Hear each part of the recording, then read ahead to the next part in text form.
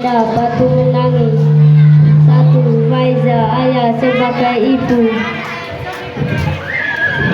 Dua, Jika sebagai Tarmi. Tiga, Vino sebagai pemuda satu. Empat, Arayan sebagai pemuda dua. Lima, Bangga sebagai pemuda tiga.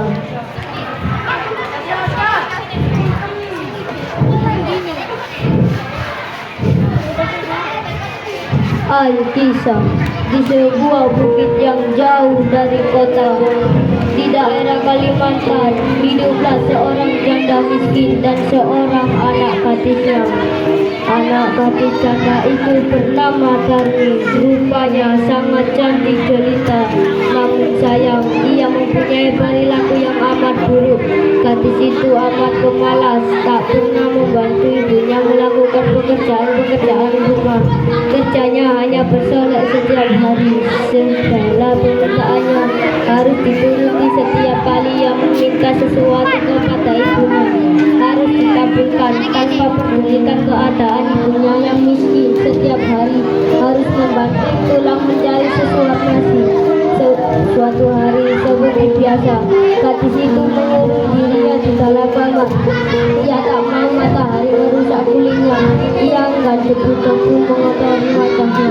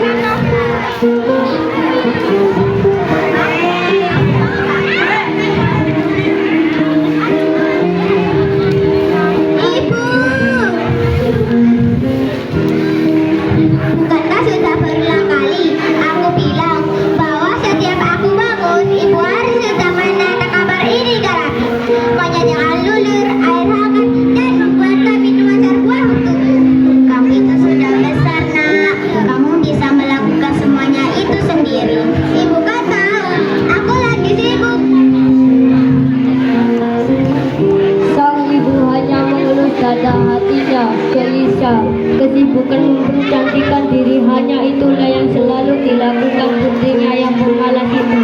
Matahari mulai memancarkan sinarnya. Sang ibu mulai bersiap-siap untuk berangkat ke sawah untuk bekerja. Ia tidak lupa mengajak si Tarmi untuk membantunya di sawah. Tarmi, ayo bantu ibu bekerja di sawah. Tidak, Bu.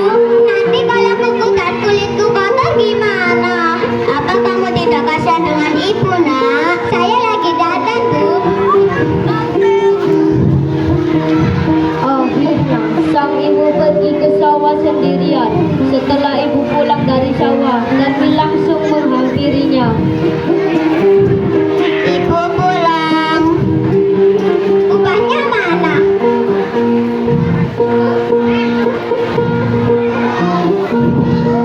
Nah, ini dia.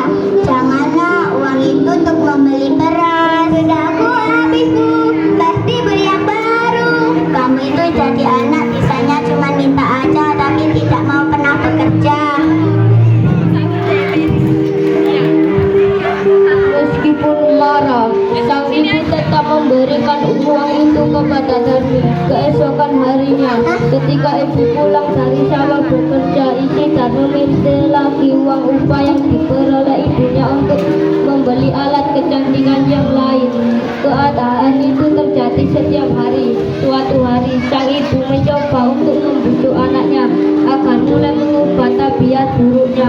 Hari berganti, akhirnya sang anak mau menuruti kehendakan ibunya. Ia tidak keberatan untuk kemanapun bersama sang ibu. Tapi anak ini mengajukan sebuah syarat bahwa ibunya tidak diperbolehkan untuk mengakui bahwa ia adalah ibunya di depan umum sebagai seorang ibu. Tentulah hatinya teriris mendengar itu, namun sang ibu pun menyetujuinya. Hingga pada suatu hari, anak gadis itu diajak turun ke desa untuk berbelanja di pasar yang letaknya jauh dari tempat tinggal mereka. Ketika mereka mulai memasuki desa, orang-orang desa memandangi mereka begitu terpesona melihat kecantikan anak gadis itu. Terutama para pemuda desa yang tak puas-puas memandangi wajah gadis itu. Namun ketika melihat orang yang berjalan di belakangnya itu, sungguh kontras keadaan itu membuat orang bertanya-tanya.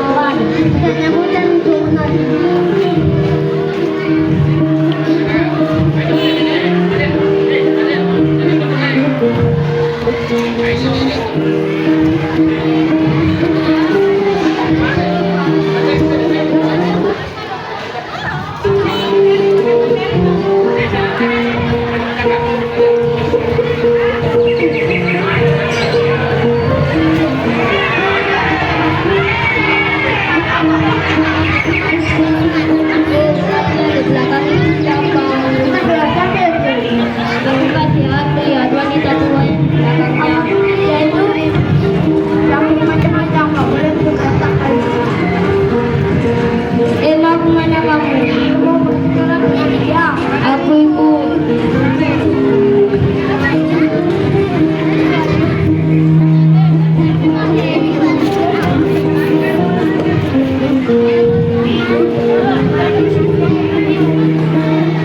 Di antara orang yang melihat itu, seorang pemuda mendekati dan bertanya kepada gadis itu.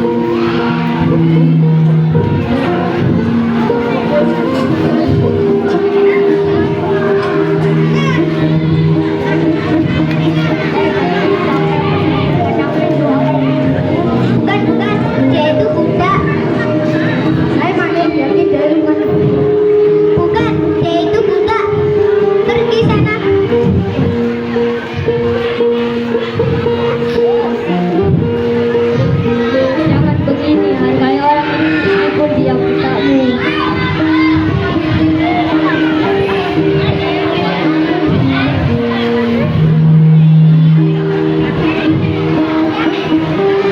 Alangkah terlukanya sang ibu mendengar itu, hatinya menangis dan ia benar-benar tak berdaya menahan sakit hatinya. Ia berbisik dan memohon kepada Tuhan. Akhirnya si ibu pun berdoa. Ya Tuhan, hamba tak kuat menangani nahan ini. Anak kandung hamba begitu teganya memperlakukan hamba sedemikian ya Tuhan. Hukumlah anak durhaka ini, hukumlah dia. Atas kekuasaan Tuhan yang Maha Esa, perlahan-lahan tubuh gadis durhaka itu berubah menjadi batu. Perubahan itu dimulai dari kaki. Ketika perubahan itu telah mencapai setengah badan, anak gadis itu menangis memohon ampun kepada ibunya.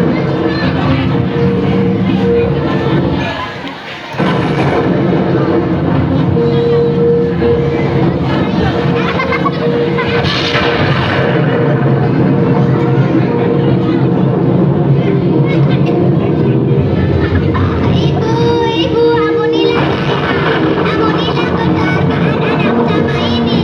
Ibu, ampunilah saya. Maafkan saya.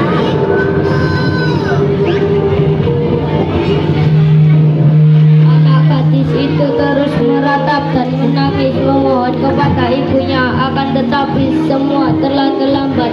Seluruh tubuh gadis itu akhirnya berubah menjadi batu.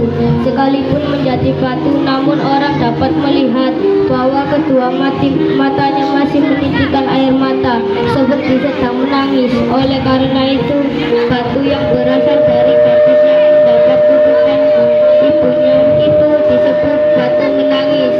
Pesan moral yang bisa kita dapatkan dari kisah ini adalah kita tidak boleh menyakiti hati orang tua kita.